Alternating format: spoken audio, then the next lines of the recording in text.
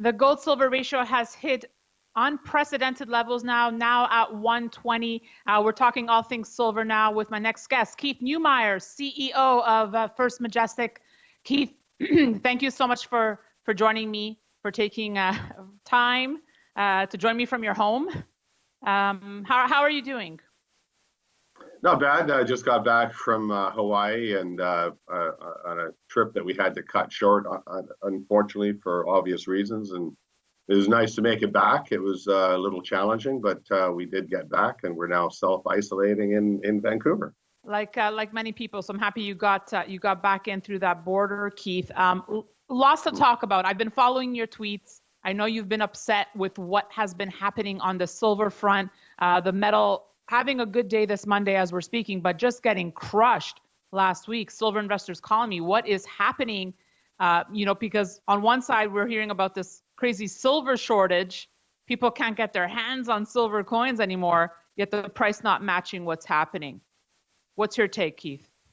Well, that's been my biggest beef about how we, as miners, accept, the paper pricing for a product that we, use blood, sweat, and tears to pull out of the ground and refine it and get it into industry. And, for us to see the silver price go down to 10-year lows in a pretty tight market, it just goes to show you that the paper markets are just completely a fallacy. It's got nothing to do with reality at all. It's just, you can't tell me supply demand was affected that greatly over a matter of a couple of days. That was just purely financial. People having to sell paper, people wanting to short the metal because the markets are dropping. It had nothing to do with the physical market at all. And as you said, it's a very tight market, and now you can't even buy any metal. I know in one of your tweets you said, "Sell me silver under $15. You'll buy all of it." Yeah. Well, I still haven't been able to find any silver. Of course, there's I got a couple of tweets back on that one, and some smart asses trying to say, "Oh yeah, we've got some silverware, I'll sell you," or "We got some scrap silver, we'll sell you." But I'm not talking about scrap metal. I'm talking about actual Canadian maple leafs and eagles. If people have those for sale at sub $15 an ounce, I would love to pick them up. But I don't think anyone's crazy enough to sell them anyways. We were selling silver on our own website for $17.50, and I was dropping the silver price down as the metal price is going down. I didn't want to go below $17.50 because I felt that this is a short-term phenomenon. The metal prices will bounce again over the next few months, but I was willing to go down a little bit. And all of a sudden, our sales spiked, to 400 or 500 times normal levels. So I bumped the silver price back up to $18.50 just to slow the sales down a little bit. And we're still selling silver at that price today. So what do what is your response? Because a lot of investors are saying, "Oh, it's so unfair that bullion dealers are increasing these premiums. They're taking advantage of clients." But are you saying, "Look, we don't have a choice"? Well, they don't have the metal. So the thing, the miners haven't even had time to sell any metal at these prices, and we haven't. The last time First Majestic sold any silver was at $17 an ounce a few weeks ago, and we're fine for the quarter. So we have no intentions of selling any of our silver from our mines over the next several weeks, and I hope to hang on, for as long as possible before we actually have to sell any silver. We're financially quite strong, or we got strong balance sheets, so we could hold on for quite some time before we have to sell any silver at these stupid prices. And so all these refineries and mints have no metal at these prices. The metal they have in their vaults today, they paid $17, $18 for, and for them, and then they had to make it into a refined retail product for resale, and they have to probably get $18, $20 an ounce just to break even. So, and they're not going to be, just because spot's at 13 is not, they don't want to take losses. They're not going to be selling their metal at a $5 or $6 loss unless they absolutely have to. And then maybe there will be some metal trickling in to the market at these prices, but if there's any, it's going to be in very, very small amounts. Going back to the discussion of the physical versus the paper market, the counter argument I hear from people is, no, it's not a question of manipulation. It's not about the banks. it's, yes, you could sell all the coins you want, but industrial demand has obviously shut down worldwide now. And that's really what's weighing on the price of silver. What would your response be to that? Well, it's interesting. I've heard that argument as well, but silver is a critical component in everything that is made, worldwide. Electronics, you name it. All the gadgets, refrigerators, household appliances, automobiles, you name it.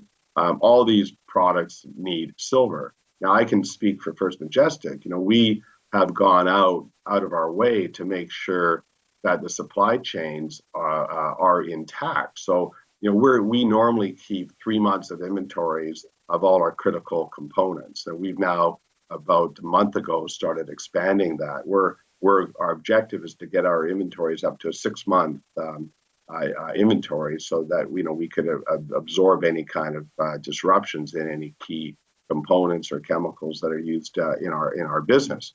Well, I'm assuming that if you're Sony or Toyota or Samsung, would you not be doing the same thing? Particularly at these prices, it would be a great time to be hoarding metal, and whatever their internal policy is, I'm sure they would be looking at their supply chain right now to make sure that they wouldn't be running out of silver, and it would be a great time for them to start, building up their inventory. So I'm not sure if I buy the supply or the demand side so much, but I can talk about the supply side because it's critical.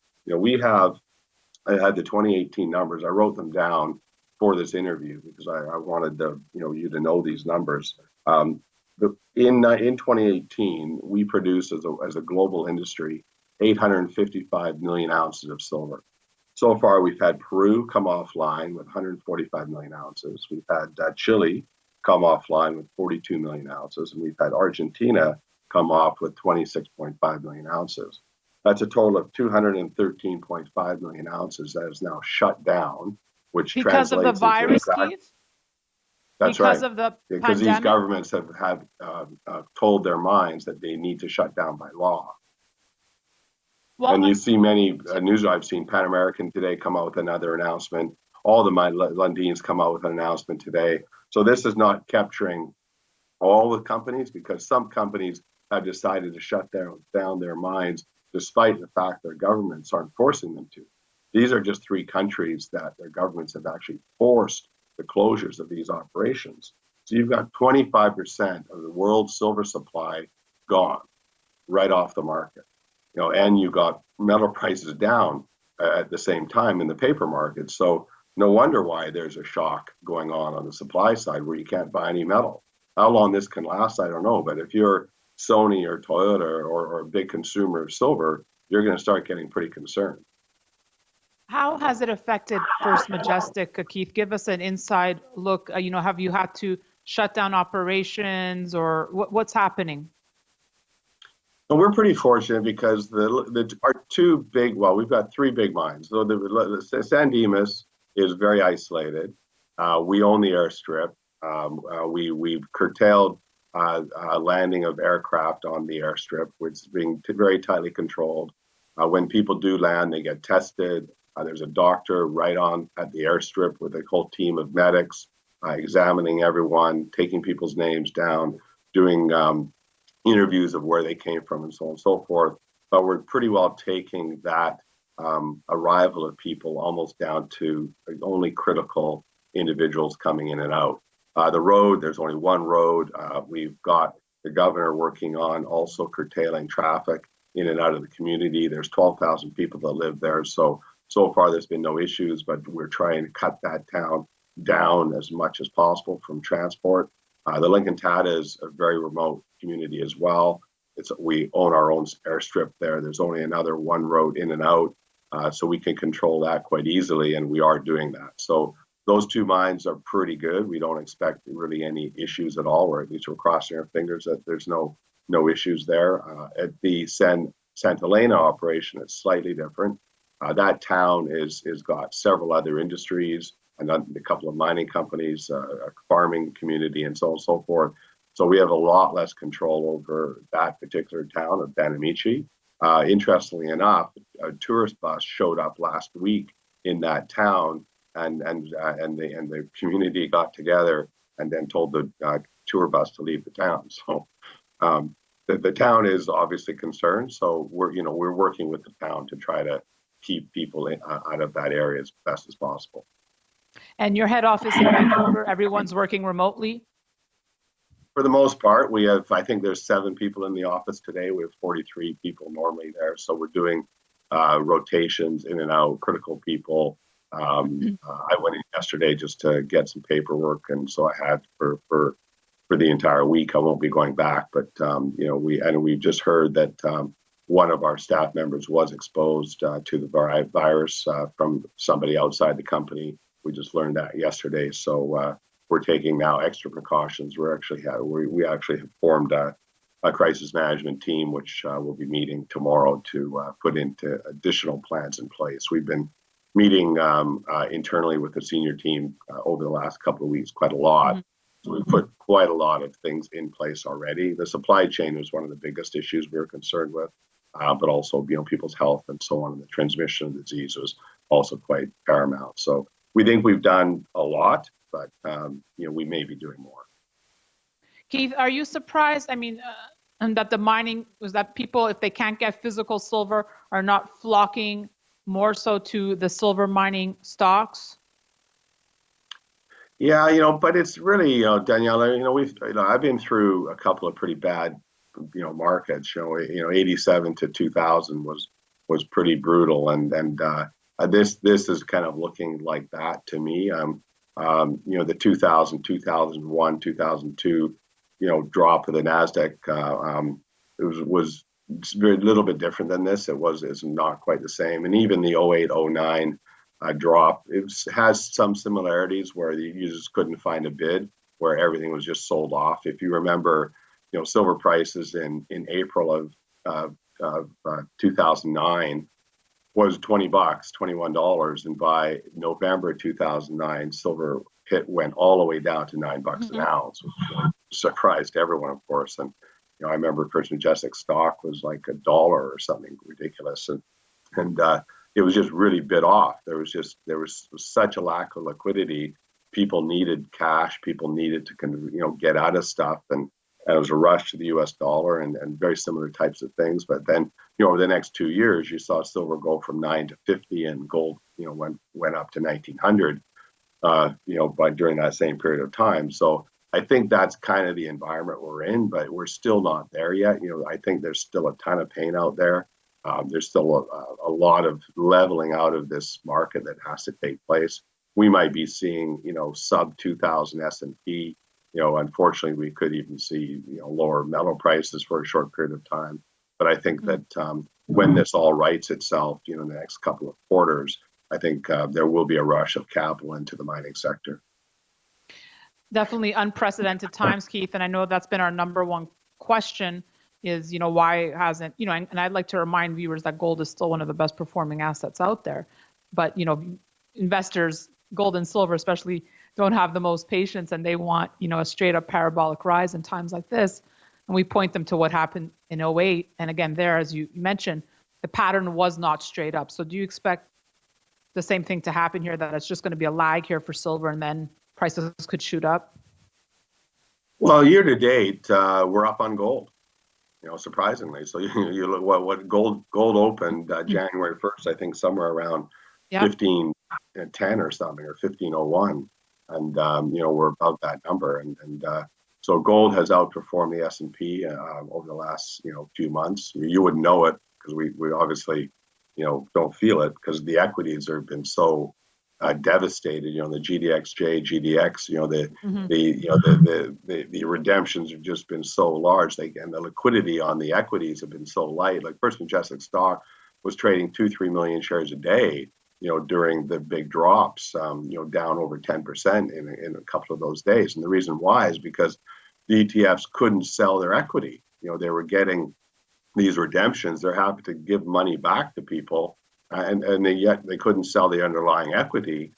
So the equities were dropping more quickly than what the GDX and the GDX was actually trading sub NAV, which has never happened. So it just goes to show you how the imbalances were Yep. occurring out there, and this kind of thing doesn't just fix itself overnight.